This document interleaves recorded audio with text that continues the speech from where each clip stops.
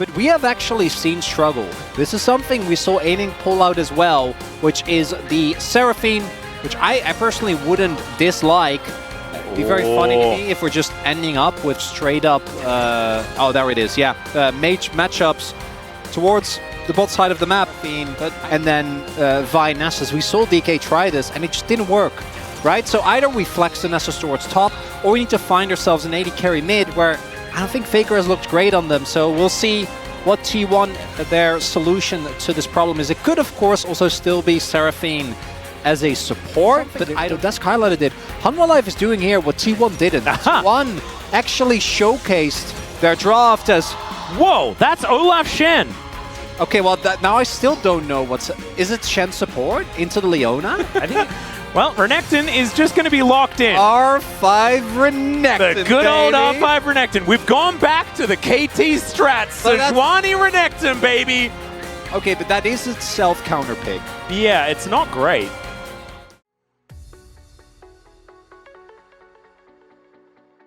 You have a lot of backup, and that is, yeah, we're getting close to 80. And with how the meta is devolving... Push. This is what my name was built for.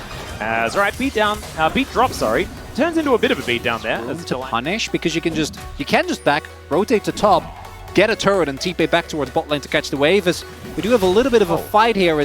Yeah, Delight is already in position. That's going to mean that Ona has to flash. Big reinforcements are on the way. I'm not too sure about this one, but it looks like... Okay, Carrier just going in, can mitigate a lot of this, but Faker's going to move over. That is so much Spirit Fire value. The flash out from Peanut, and Delight is going down low. Doran now trying to tank things up as Carrier might be taken down, but he gets the shield as he pulls back the scalpel, and there it is, the Spirit Fire. Last hit for first blood for Faker.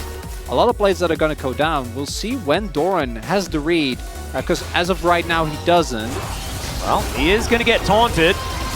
Beat drop does come through. There's the Encore, and Doran is just dead on Hanwha Life Esports, so getting back to this top lane is going to be a rough one. Oh, that's a 4-man dive. Yep, looking for an opportunity. Ragnarok is up and available as he has thrown it down. Mega Inferno Bomb, pretty difficult to outplay that one, and it's Mom that's able to lock down the kill. Still, Zeus gets one back.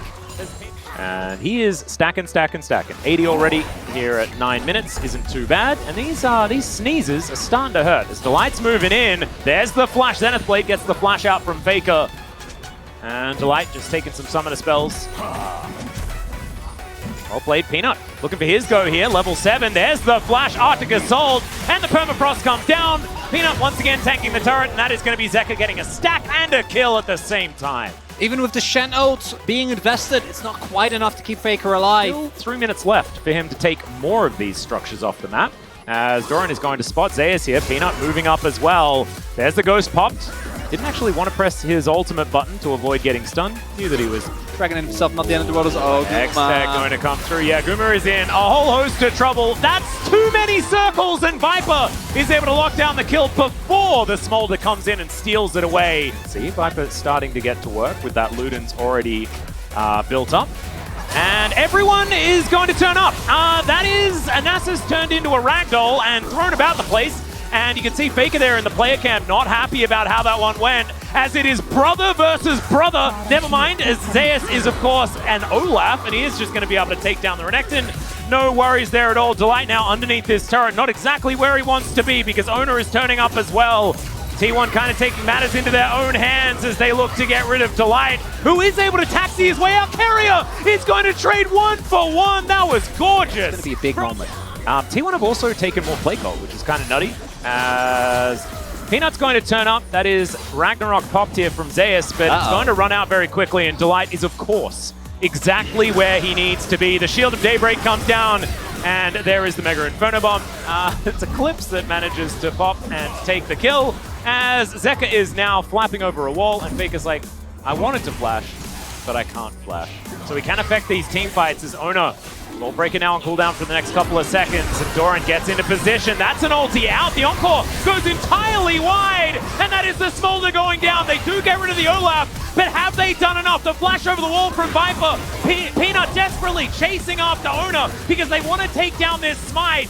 The Dragon all but forgotten right now, but Hanwha Life Esports still doing so much damage as the Seraph Shield does go off. is going to be coming in very, very quickly is the Smolder. You're talking about the Viking as well, Hummer Life Esports. I think this Dragon does belong to them, but T1, can they find a fight? No Ragnarok here for Zeus, and there is a lot of CC. Beat gets dropped, but doesn't really do too much there. Where everyone is charmed and you do have a lot of time, so it ends up being a relatively even trade. Dragon going over to Humble Life is a colossal win. My main question is, can they punish the lack of sums? Because that is the one big advantage that T1 got out of that. Yeah, well, Doran is going to have to use his dominance here. 25 plus has been achieved, as Doran does come in. More of a secure. But you can, in theory, just put Zeus in the side lane, no one can match him, and then if someone does try, Keria just ults in. Well, Keria is going to have to flash, does get an ulti for his trouble. Let's... Closer. Ah, there we go. Or other buttons or something like that. Let's do it. Yeah, okay, Baron is going to get started up immediately. Vision does go down. Viper does have his ulti up and available. Let's see whether he can actually connect it here. As T1 in position, the Achu comes down. There is the ulti onto the Smolder, the Solar Flare, just to get rid of Owner. And look at that! The Viking runs in and immediately pops like a balloon. There's just too much damage here, and it's a double kill for the Smolder as a result. That Hex Gate from Keria is going to be able to get him over his side of the map. But now Zeka could be in trouble. Gumayusi needs to be respected.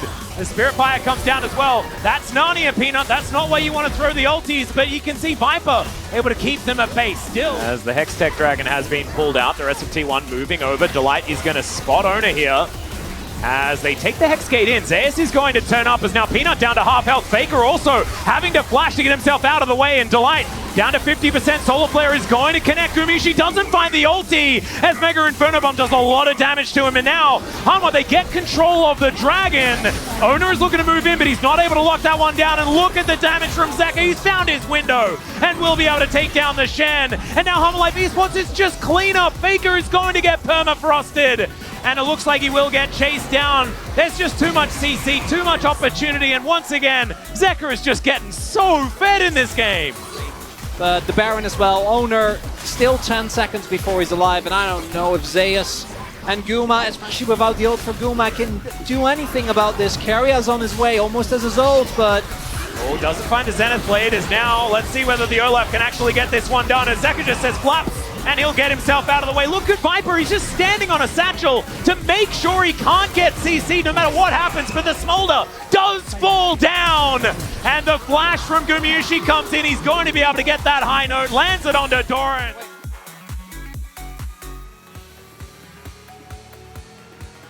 Is going to be there, so it's going to be a 50-50. Viper is also there as well. This is real dicey.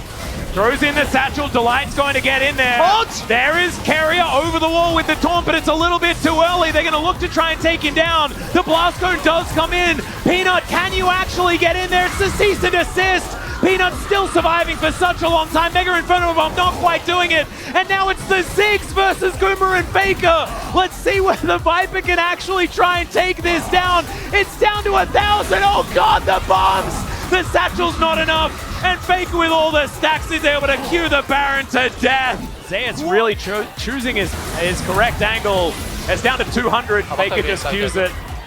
And Ben looking to get away. I do really. Olaf now pushing out this lane in the top side. Doran is going to face check Keria, and this is probably a dead Renekton, and by probably I mean definitely. This is a lot of jockeying we can see right now as the Achu going to be avoided there by Faker. Throws down the Spirit Fire. It's not doing quite as much as it was earlier in the game. As now Keria, possibly out of position, is going to be able to get himself out of the way. And now Owner, he's started up this Drake. Hanwha, they're just looking to try and get this fight working out as Keria has to flash to get out of the way of Zeka. And now Peanut just biding his time. Zeus looking for the angle. It's going to be that 50-50 like you were talking about, but it's Peanut that locks down the Dragon. Owner unable to flash the bomb damage, but does at least get himself out of the way in the fury of the sands. Enough percentage pen that you just kill Nessus before he gets to Q you twice as Owner. All right, Peanut just bypasses in. The Solar Flare going to connect, and they get the priority target. Oh man, I thought they were going to focus Owner, but instead they get the Seraphine. The flash forward from Peanut to make sure Owner cannot escape. They'll take his GA, and then they'll take his life. The satchel put in place, and Zeka's able to lock it down.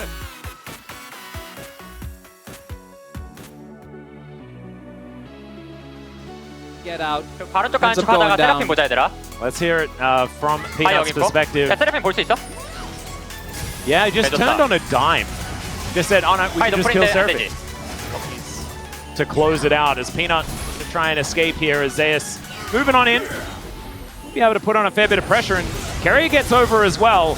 Peanut isn't exactly a priority target, and now Doran's going in, looking for the angles here. The permafrost comes down, and Owner, no GA anymore.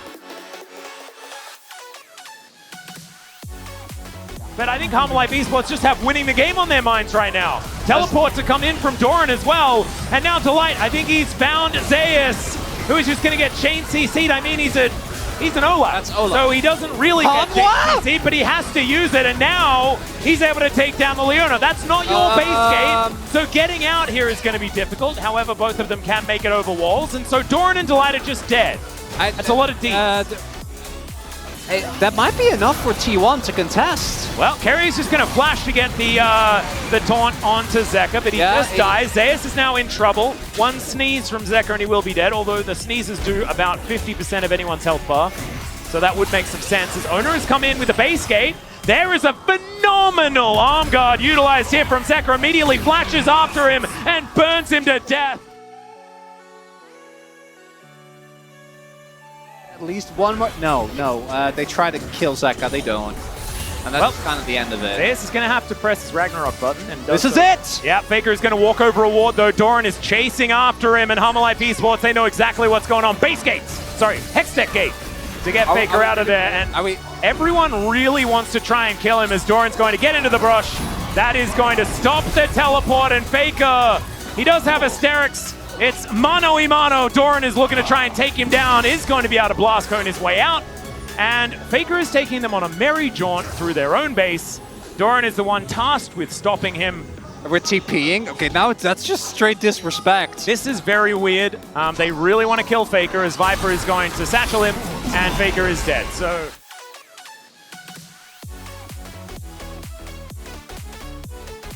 yeah, but then they have Baron to defend their base, and they utilize that to get a positional advantage around the Elder as Solar Flare is going to connect onto Faker. He takes the kitchen sink. The mum damage kind of massive there as well as Fury of the Sands keeps him alive. But Owner doesn't have one of those, unfortunately. Down to the GA. Once again, Zeka just says, no, you're not ulting me. That is just not something you're allowed to do. And now the Viking trying to get on top of him, but Zeka's just not even taking damage. He gets a triple kill in the fight, and Faker and Guma, they realize that I think it's just not quite going to work out. Delight trying to look for him. He flashes over the base gate. There isn't anybody else there, but he is also so tanky, I don't even think it matters. Maybe someone else doesn't even really need to be there because Mega Inferno Bomb has infinite range. He once again goes in looking for Faker. He won't be able to tank up that last turret shot, but he's still able to get the work done. And now Gumayushi is not able to defend the base, and the game is over. Harmalife Esports will move to match point in the series.